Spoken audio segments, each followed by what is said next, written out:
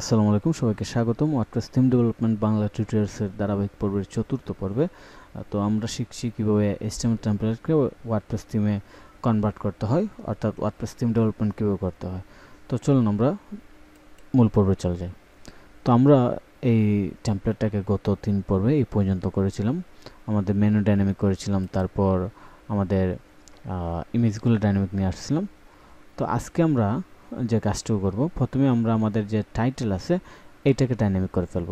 তারপর আমাদের যে লোগো আপলোডের অপশন আছে এটাকে আমরা ডাইনামিক করে ফেলব। দেন আমরা আমাদের ফুটার অর্থাৎ হেডার এবং ফুটার যে অংশটুকু আছে এইগুলো আমরা আজকে ডাইনামিক করে ফেলব। তো চলুন আমরা একটা একটা করে করি। তো প্রথমে আমাদের কাজ হচ্ছে যে আমাদের এই হেডারটা ডাইনামিক, যে টাইটেল আছে পেজ টাইটেল, এটা ডাইনামিক করা দরকার। যেমন আমার ওয়েবসাইটের নাম কিন্তু আছে বর্তমানে, দেখি কাস্টমাইজে যাই।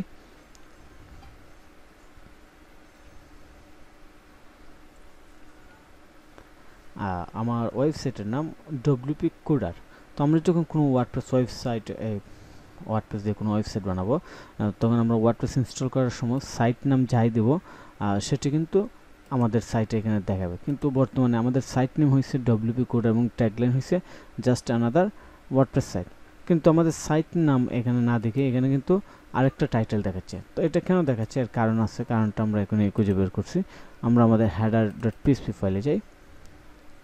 তো এই যে আমাদের header.php ফাইলে যে টাইটেল আছে এটা কিন্তু ডাইনামিক না, এটা হচ্ছে স্ট্যাটিস্টিক। কিন্তু ক্লায়েন্ট তো আর আমাদের header.php ফাইলও খুলবে না, আর এখানে গিয়ে স্ট্যাটিস্টিকভাবে এইখানে ট্যাগলাইন চেঞ্জও করবে না।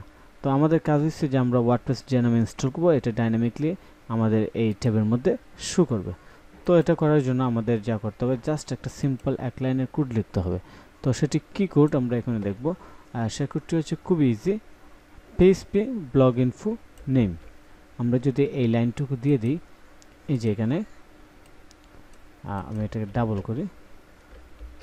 আচ্ছা ঠিক আছে, আমি যদি এখানে php blog info নেম এটা দিয়ে দিই, তাহলে আমাদের ডাইনামিকলি এই যে এখানে যা দিই, এখানে যা লিখবো আমাদের ডাইনামিকলি তাই শো করবে। তো এবার আমি সাইটটা ডিলিট করি। এই যে আমার এটা কিন্তু দেখাচ্ছে যে ডব্লিউ কোডার, এখন কিন্তু এখান থেকে ডাইনামিকলি আসছে। তো আমি যদি এখানে কোনো কিছু চেঞ্জ করি, অর্থাৎ আমি চাচ্ছি এই লেখাটা আসুক, ফ্রুটফুলিও থিম আমি লিখলাম, এটা হচ্ছে আমার সাইট নেম। তো লেখার পর আমি পাবলিশ দিলাম। পাবলিশ দেওয়ার পর এবার এখানে চেঞ্জ রিফ্রেশ করার পর এই যে আমার এটা অটোমেটিক্যালি চেঞ্জ হচ্ছে। তো এটা আমরা করলাম, একটা সেকশন করলাম। তারপর আমরা চলে যাই নিচে, কারণ আমরা হেডার যেহেতু করলাম আমরা ফুটারটা শেষ করি। তো নিচের অপশনটা হচ্ছে আমরা চাইতেছি যে এইখানে আমাদের যে ইয়ার আছে, অর্থাৎ প্রত্যেক বছর যে আপডেট ইয়ার আছে, তারপর কপিরাইট, এগুলো ডাইনামিকলি চলে আসুক। তো এটা করার জন্য আমাদের যা করতে হবে, আমরা প্রথমে আমাদের footer.php ফাইলটা ওপেন করব। তো এটা হচ্ছে আমার footer.php ফাইল এবং এটা হচ্ছে আমার কপিরাইট সেকশন। তো কপিরাইট সেকশনে এডিট করার জন্য আমরা কিছু কোড রেফারেন্স নেব।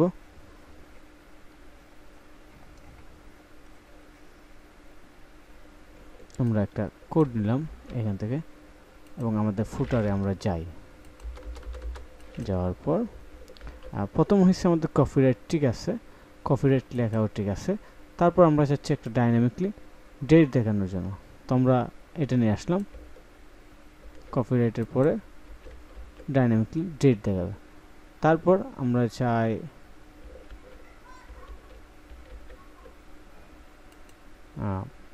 আমাদের ব্লগ ইনফো যে ওয়েবসাইট নেম আছে ওইটাও দেখা। তো আমরা হুবহু যদি এত কিছু না করে এটাকে ডাইরেক্টলি কপি করি, এই ক্লাসটা নিয়ে আসি। আচ্ছা এটাও আমরা রাখলাম, এটাও রাখলাম, এটা আমরা পরে চেঞ্জ করতেছি। তো এটা দেওয়ার পর দেখি আসলে কি চেঞ্জিংটা আসে। আমরা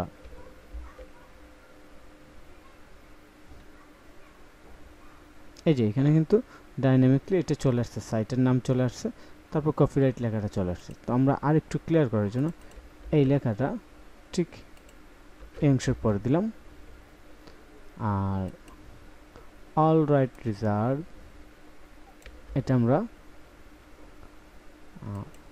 শেষে দিয়ে দিলাম। দিয়ে দেওয়ার পর আর এই অংশটুকু আমরা সরিয়ে দিই। এবার দেখি আমাদের এটা আসলে কি চেঞ্জিংটা আসে। এই যে আমাদের কপিরাইট, তো আসলে এই সাইন কপিরাইটের সাইন দিলে এটা লেখার দরকার নেই, এটা ঠিক আছে অলরাইট রিজার্ভ। তো এখানে আমরা হালকা একটু কাজ করি।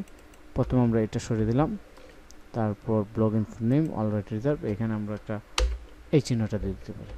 এবার হয়তো অনেকটা প্রফেশনাল দেখতে লাগবে। ঠিক আছে, এটা হচ্ছে আমাদের সাইট নেম, অর্থাৎ আমাদের সাইট নেম যা দেবো তাই এখানে আসবে। তারপর নিচে ডিজাইনেড বাই যে সাইটের নাম, ওইটা আমাদের দরকার না, এই সেকশনটা আমরা এটা সম্পূর্ণ উঠিয়ে দিলাম, অর্থাৎ এই সেকশনটা আমরা রাখতে চাচ্ছি না। তাহলে আমরা কি করতে পারি, এটা দরকার নাই, আমরা এই অংশটুকু সম্পূর্ণ সরিয়ে দিলাম। সরিয়ে দেওয়ার পর এটাকে একটু সুন্দর করে সাজাই। ওকে, এবার দেখি, এবার দেখতে অনেকটা সুন্দর মনে হবে। ওকে, সো আমরা উপরে টাইটেল এবং নিচের যে ফুটার, এই দুইটা ডাইনামিক করলাম। তো এবার আমাদের কাজ হয়েছে যে আমরা কিভাবে এই লোগোটা, এই যে লোগো আছে এখানে কাস্টম লোগো অ্যাড করব কিংবা অ্যাড করার অপশন ক্রিয়েট করব। তো এটা করার জন্য আমরা আমাদের রেফারেন্স কোডে যাই। এখানে গিয়ে আমরা একটা ফাংশন লিখব, ফাংশন.পিএইচপি ফাইলে, খুবই সিম্পল একটা ফাংশন। আমরা এটা কপি করলাম, কপি করার পর আমাদের যে থিম ফাইল আছে, থিম ফাইলে গিয়ে আমরা ফাংশন.পিএইচপি ফাইলটা ওপেন করি। ওপেন করলাম, ওপেন করার পর এখানে আমরা লিখি আমাদের ফাংশন নাম হচ্ছে কনফিগ কাস্টম লোগো, এবং আমরা অ্যাকচুয়ালি কি চাচ্ছি, আমরা অ্যাড থিম অ্যাড সাপোর্ট একটা কাস্টম লোগো চাচ্ছি। তো এটা আমরা সেভ দিলাম। সেভ দেওয়ার পর আমাদের নেক্সট কাজ হচ্ছে যে আমরা আসলে কোন জায়গাতে এই কাস্টম লোগোটা দেখা যাচ্ছে।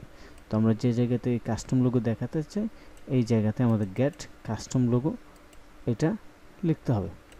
তো আমরা এটা কপি করলাম, কপি করার পর আমরা অ্যাকচুয়ালি চাচ্ছি আমাদের যে এই যে হেডার আছে, এখানে আমরা একটা কাস্টম লোগো দেখানোর জন্য, তো আমরা এখানে দিয়ে দিলাম টাইটেলের পরে।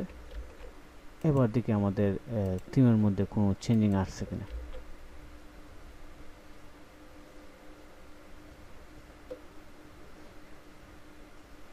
তো সাইট আইডেন্টি এবং এই যে অ্যাড লোগো, সিলেক্ট লোগো নামে একটা অপশন আছে। তো আমরা যদি এবার একটা লোগো অ্যাড করি, আমরা যে কোনো একটা লোগো অ্যাড করতে পারি। আমরা একটা লোগো সিলেক্ট করি, লোগো,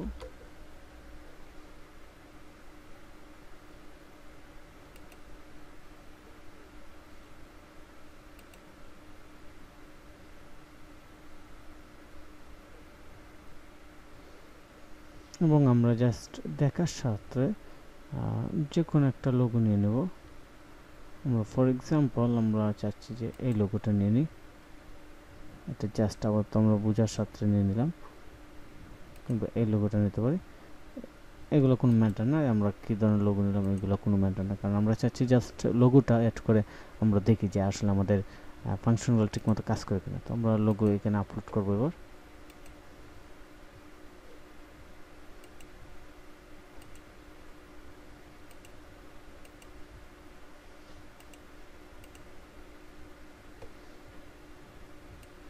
তো আমরা এখানে লোগো দিলাম,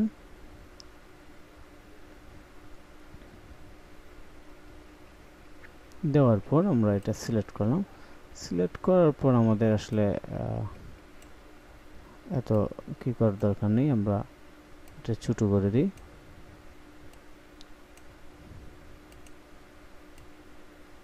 আমরা এই পর্যন্ত দিলাম।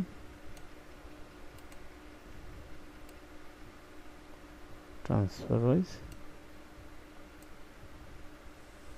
এই তো আমাদের লোগো হয়ে গেল। এবার চাইলে আর একটু ছোট করতে পারি। ওকে, একদম পারফেক্ট। ক্রপ করলাম, ক্রপ করার পর দেখি আমাদের লোগো আসলে দেখা যায় কিনা। আমরা পাবলিশ দিলাম, পাবলিশ দেওয়ার পর এবার দেখি আমাদের লোগো আসে কিনা। এই যে আমাদের লোগো চলে আসছে, তবে এখানে প্রবলেম হয়েছে, আমাদের লোগোটাকে সিএসএস দিয়ে একটা পজিশনে নিতে হবে। তো কি পজিশন, আসলে আমরা এই লোগোটা এখানে একটা ডিফল্ট ভাবে দিয়ে দিচ্ছি, আমাদের এই লোগোটা দরকার এখানে দেওয়া। এখানে একটা আইএমজি দেওয়া দরকার, কিংবা আমরা দেখি আমাদের এটা কি ক্লাসে আসছে।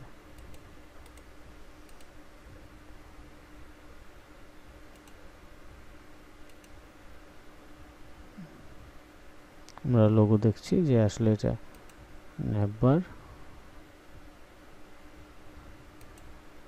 ওকে নেভার এখানে আসছে। আমরা এটা একটা কাজ করতে পারি, আমাদের আসলে এখানে হোম এটা দরকার নেই, আমরা যেহেতু এখানে লোগো দিয়ে দিচ্ছি, তো আমরা জাস্ট এখানে এই ক্লাসটা দেওয়া এখন বেস্ট। তারপর নেভার ব্র্যান্ড এটা যে আছে এটা একটা ক্লাস নিয়ে দেবো, এবং এই ক্লাসটা দিয়ে আমরা একটা থিম সিএসএস ফাইল একটা ক্লাস ধরিয়ে দেবো আমাদের ব্র্যান্ড আইএনজি। ওকে, এটা আমরা দিতে পারি ম্যাক্স উইথ 200 পিক্সেল দিয়ে দিলাম। এবার দেখি আমাদের লোগোটা আসলে কি পরিমাণ চার্জ আসে, এবং এইটা চলে যাবে আমাদের। এখন কিন্তু পারফেক্ট, এটা আমরা 200 পিক্সেল দিলাম, সমস্যা নেই। তারপর কিছু কাজ আছে, এটা আমরা করে ফেলতে পারবো, এটা আমাদের ঝামেলা হবে না, কারণ আমরা যদি উইথটা একটু কমিয়ে দিই তাহলেই হবে। তো আমি আবার আপনাদেরকে দেখাই। ওকে, তো আজকে আমরা কি কি শিখলাম এই ক্লাসে? আমরা শিখলাম যে আমাদের টাইটেল কীভাবে ডাইনামিক করে, পেজ টাইটেল, তারপর কপিরাইট সেকশনটা কীভাবে ডাইনামিক করে এটা শিখলাম, এবং ফাইনালি আমরা শিখলাম যে কীভাবে কাস্টম লোগো আপলোড করার অপশন অ্যাড করতে হয়, এটা আমরা শিখে ফেললাম। তো ধন্যবাদ সবাইকে টিউটোরিয়ালটি মনোযোগ দিয়ে দেখার জন্য। যদি টিউটোরিয়ালটি আপনাদের কাজে লেগে থাকে এবং ভালো লাগে, অবশ্যই কমেন্ট করবেন এবং চ্যানেলে সাবস্ক্রাইব করে রাখবেন।